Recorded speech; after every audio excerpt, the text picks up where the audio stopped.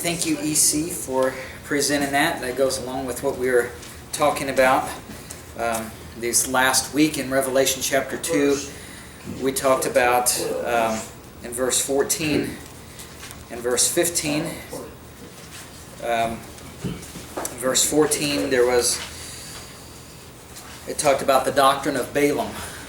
And what that we talked about last week about that had to do with the health and wealth gospel. A lot of times people think that they can, like EC mentioned, that they can make it to heaven or be okay if they trust in the things of this world, or if they trust in having good works, they trust in things that they can do. And certainly there are a lot of good people who have done a lot of good things in the world. But as EC says, the power to give you eternal life is not in the things that you do. It's the power of God unto salvation comes through the gospel, and that's simply by believing that Christ died for our sins.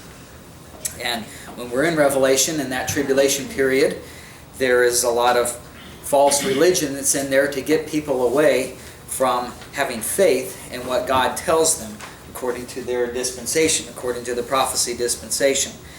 And last week we covered the doctrine of Balaam. Then in verse 15 of Revelation 2, there was the doctrine of the Nicolaitans. I mentioned that at the very end of that I gave you an example of how Satan will use the Bible and he'll twist it to use promises that God makes to other people, and he'll give it to you. And that's what he does in the tribulation period. And I mentioned that, given an example of that, how in Matthew 4, Satan quoted Scripture. He quoted Psalm 91 to show that, to try to get Jesus to believe in a promise of God that was not for that time, that it would come later in the kingdom, not at the time that he came to and died on the cross. And EC rightly showed me that there's actually, I said that Satan quoted that accurately. He added a little phrase in there, and I didn't mention that. The little phrase he said, that God's promise there was at any time. In Psalm 91, it did not say at any time. And I just wanted to mention that. The application is that he's trying to give this promise that is for the kingdom and have Jesus trust in that when he was on earth the first time. And that it wasn't for any time, it was only for a future time. So I did want to correct that, what I said. So today, we're going to go over verse 20. This is the third thing. I know I'm skipping a few verses, but this is the third thing here. Third attack of Satan. We saw the doctrine of Balaam, then we saw the doctrine of the Nicolaitans, and now in Revelation 2 verse 20 we see the doctrine of Jezebel. It says there to the church of Thyatira, there in Revelation 2 verse 20, he says, "Notwithstanding I have a few things against thee, because thou sufferest that woman Jezebel, which calleth herself a prophetess, to teach and to seduce my servants to commit fornication, and to eat things sacrificed unto idols." Now, I know today is Mother's Day. This is no correlation. It just happened to be where we are. I'm not making any... It just happens that we're covering the woman Jezebel on Mother's Day. Like I say, no correlation there to the day. It's just where we are in the text. So please don't take offense to the fact that we're on Jezebel on Mother's Day. But I do want to cover, this is really a progression of the false religion that Satan will have during the tribulation period. And that's why I asked EC to cover the question that he had, because that's your first point on the outline, is that Jeroboam set up a false religious system and claimed it was God's system. And that was the passage we read earlier in 1 Kings chapter 12.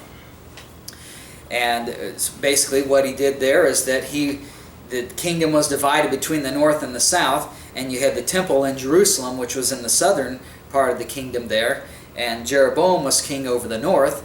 And so he decided, well, if all these people in the north, they're going to defect to the south because that's where God is, that's where the temple is. So then he sets up a false religious system in the northern kingdom there in Israel to get people to go to those temples, and he sets up false gods there, and he claims that they're worshiping God there. So that's what he does, is he gets Israel to go away from the worship of God and go away into this false religious system, claiming that it's really representing God. That's really the first step in Israel's fall, as far as them going into idolatry and apostasy. And then the next big step is Jezebel.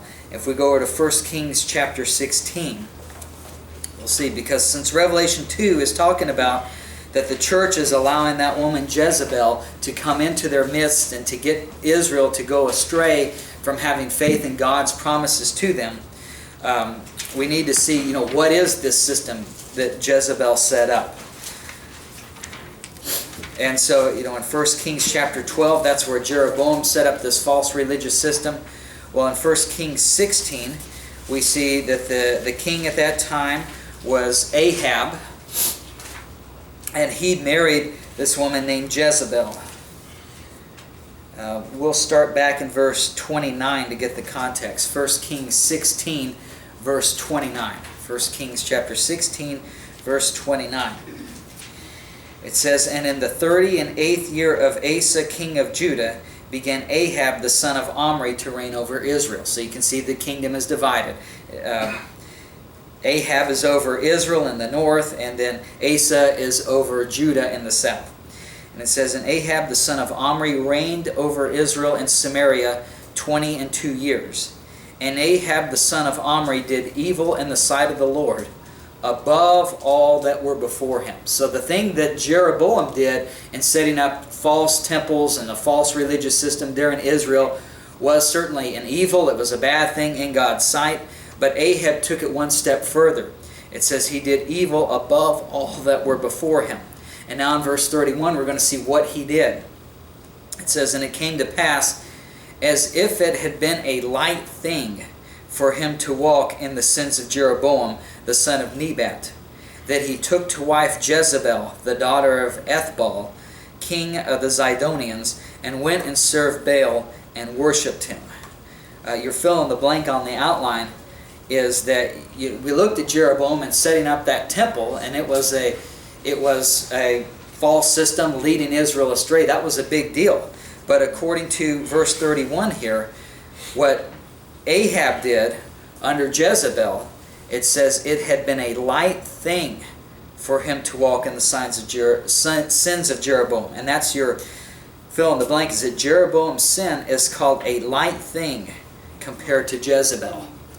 So right now we don't really know much about what Jezebel did, but we do know right away that what Jezebel did, Jeroboam was bad in that he set up this false religious system, got Israel to worship in those temples rather than in God's temple in Jerusalem under God's system. That was a very evil thing. But compared to what Jezebel did, we're told that was a light thing. This was in other words, Jezebel is far worse than what Jeroboam did. At the end of verse 31, we see that she set up the serving of Baal, went and served Baal and worshipped him. And then in verse 32 it says, "And he reared up an altar for Baal in the house of Baal, which he had built in Samaria." So Jeroboam set up temples with false gods in them and had Israel serve them, but he claimed that they were serving God. And now under Jezebel, you have Ahab, under the direction of Jezebel, sets up a house of Baal, there according to verse 32, which he had built in Samaria, and had people worshiping Baal there. So it's a progression into idolatry that Jezebel sets up. And so on your outline I wrote there that Jezebel had a religious system to the exclusion of God's system. That's what we see in verse 32, that they not only had the temples there that Jeroboam set up, but then also Jezebel had this house of Baal set up, rearing up an altar there, and they were serving Baal, serving this false god in that temple. So it's a separate religious system that she set up. And what's great or worse than that then is she then tries to set aside or to get rid of God's system. God set up a religious system under the law. He set up the Ten Commandments, and He set up the religious ordinances and the sacrifices. He had His own temple there, and it was all in Jerusalem. That was a system that He set up for Israel to worship God under, so that they may come to faith. Like He talked about the faith in Jesus' death as atonement for our sins that we need today. Well, Israel was supposed to have faith in what God told them, and to get them to that point, He sets up this religious system. Well, Jeroboam set up a system to counter that, serving other gods instead of serving God. And now Jezebel sets up a house of Baal and serving Baal in that. And now, once that's set up, now she tries to get rid of God's system by killing God's prophets and setting up her own prophets. That's your next point on your outline, is that Jezebel forced her religion on Israel by killing God's prophets and setting up her own prophets. If we go to chapter 18, I've got the verses on your outline here. We'll just look at a few verses to see that that's what Jezebel did. So not only is there a false religious system within Israel at the time, but now we've got a separate system with the house of Baal, and now they're trying to get rid of, Jezebel is trying to get rid of God's system and those who would worship God. We see in chapter 18 and verse 1, we see that it's in the days of Elijah there. And there's just this little parenthetical reference in verse 4 that tells us what Jezebel is trying to do and trying to get rid of God and His system.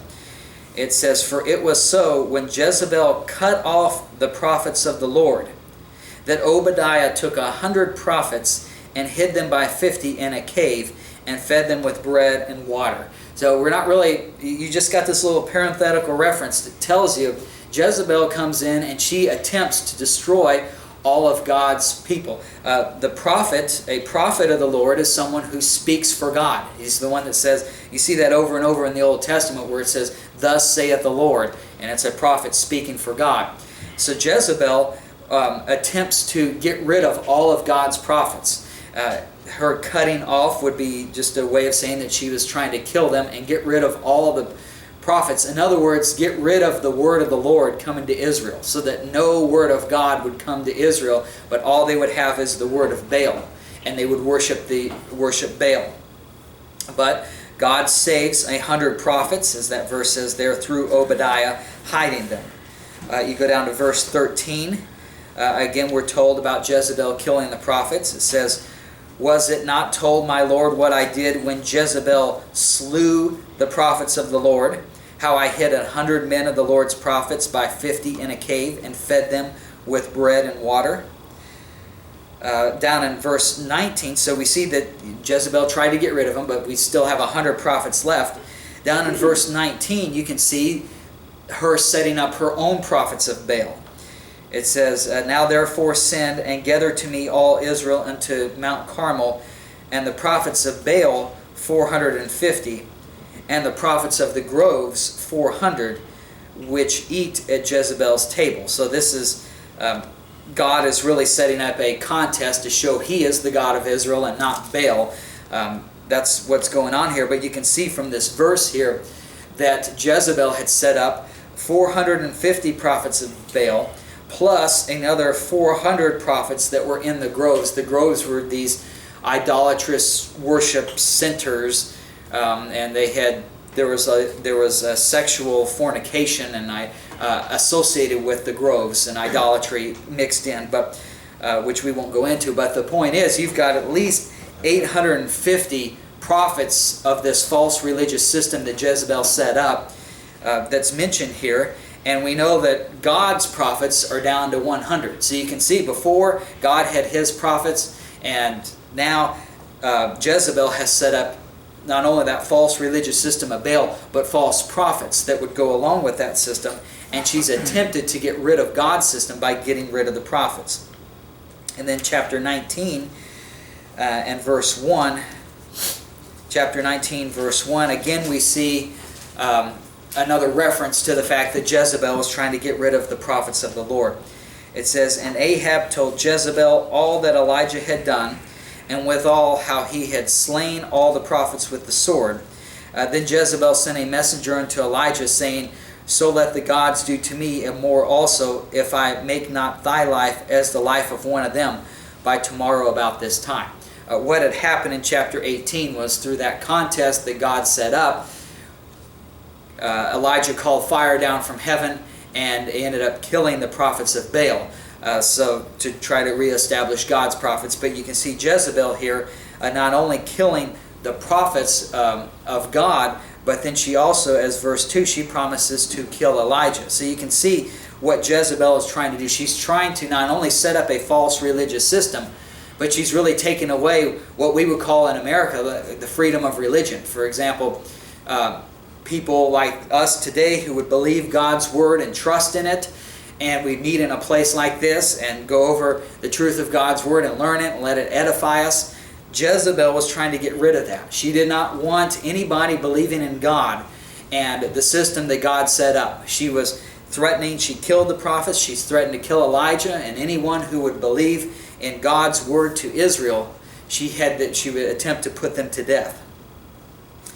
And then if we go down to chapter 21, we can see something else that she does, and she takes the land away from this Naboth, his vineyard there, but how she goes about in doing it. And all of this has parallels to what's going on in the tribulation period, which is why Revelation 2:20 talks about the woman Jezebel, how the church has allowed her to come in. So really all of this certainly did happen in 1 Kings. It's historically accurate, all of this happened.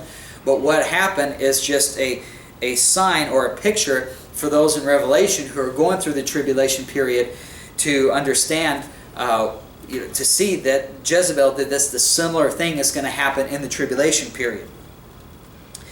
So in 1 Kings chapter 21, in verse 2 really, you have the king Ahab.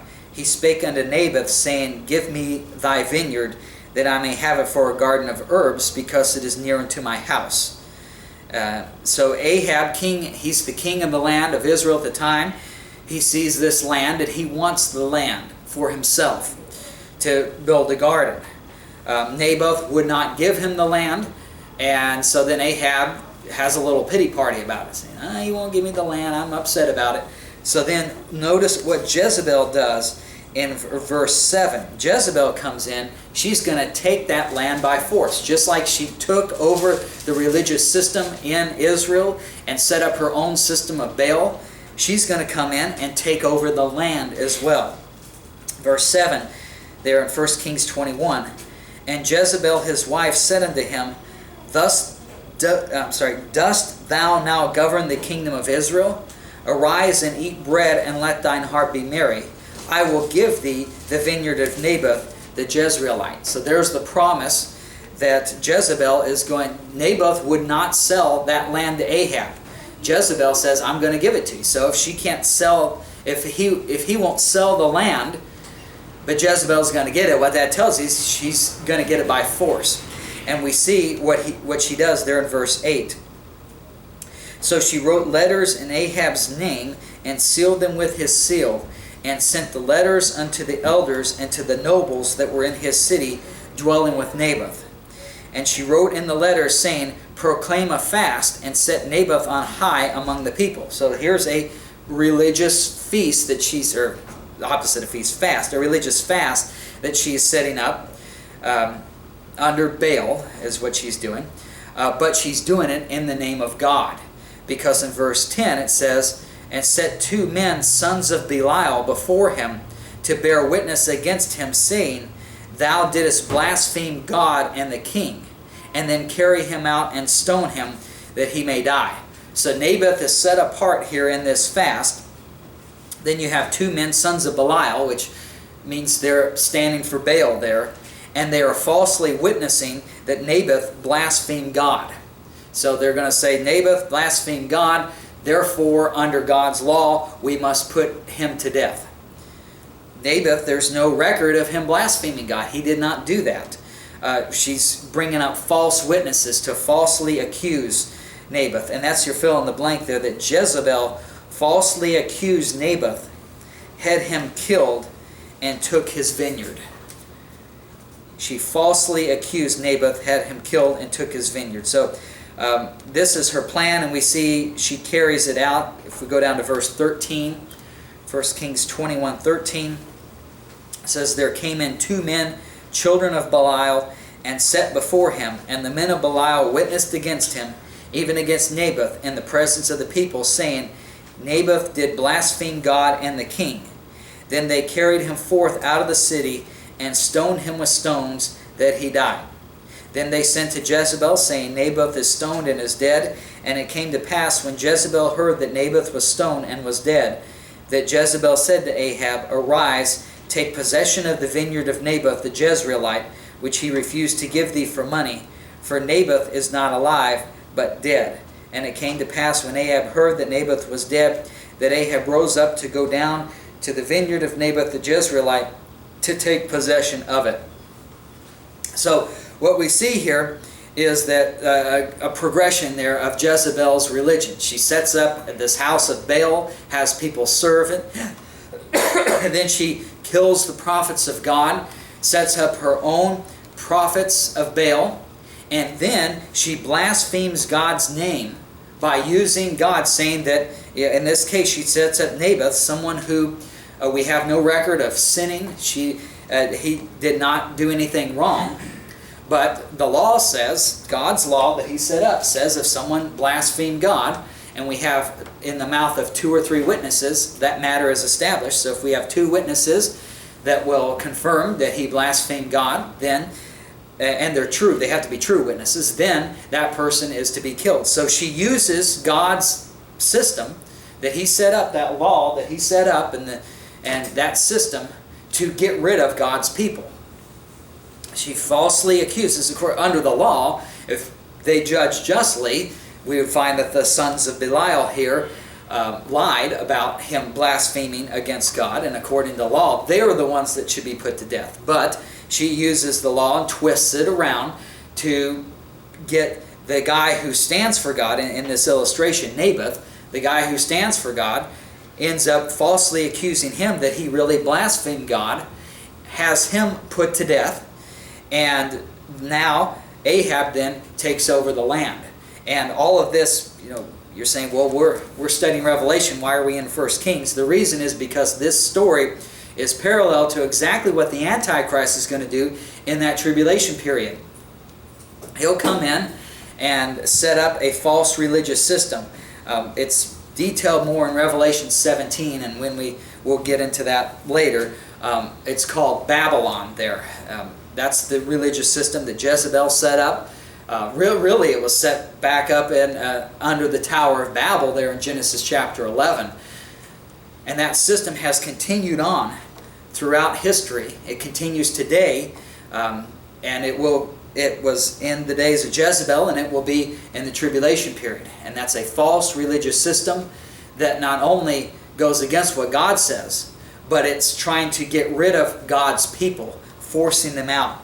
And so that's what the Antichrist is going to do as well. He'll end up coming into power, setting up this system that Jezebel has, it's Babylon, setting up a false religious system, claiming that it represents God. And then the people who are believing what God told them and sticking with God's word, they're going to end up being falsely accused and put to death.